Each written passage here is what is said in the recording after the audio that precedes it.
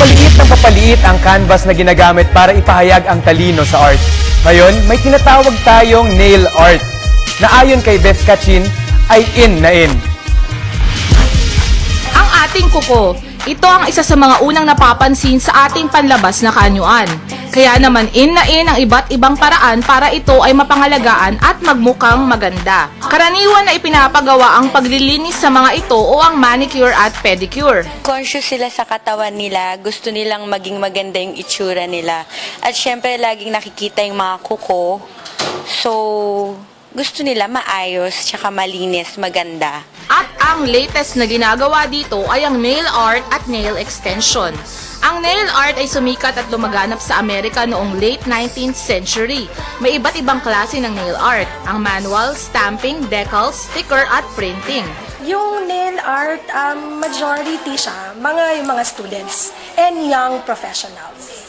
Tapos, pero yung pupunta sa amin, talagang they come into groups from grandmother to the little children.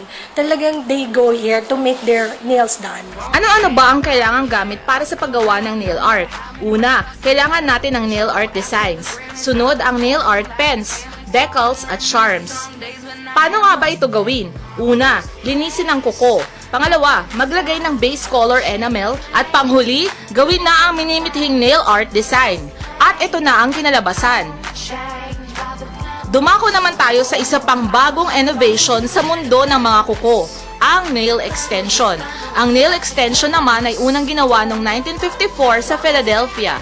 Yan pong gel nail extension, it caters yung mga on-the-go people.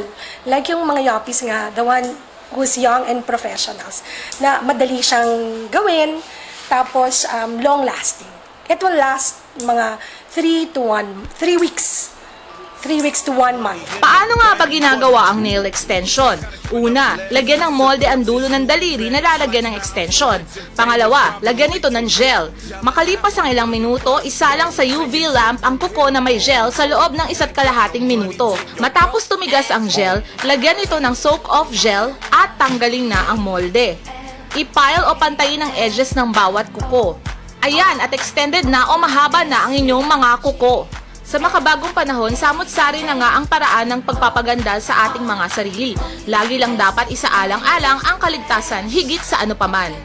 Kaya't go girls, magpa-nail art o nail extension na kayo. Ito pa ang pahabol nila. In ka na ba? Kami in na! Para sa Telebisyon ng Bayan, Elizabeth Kachin.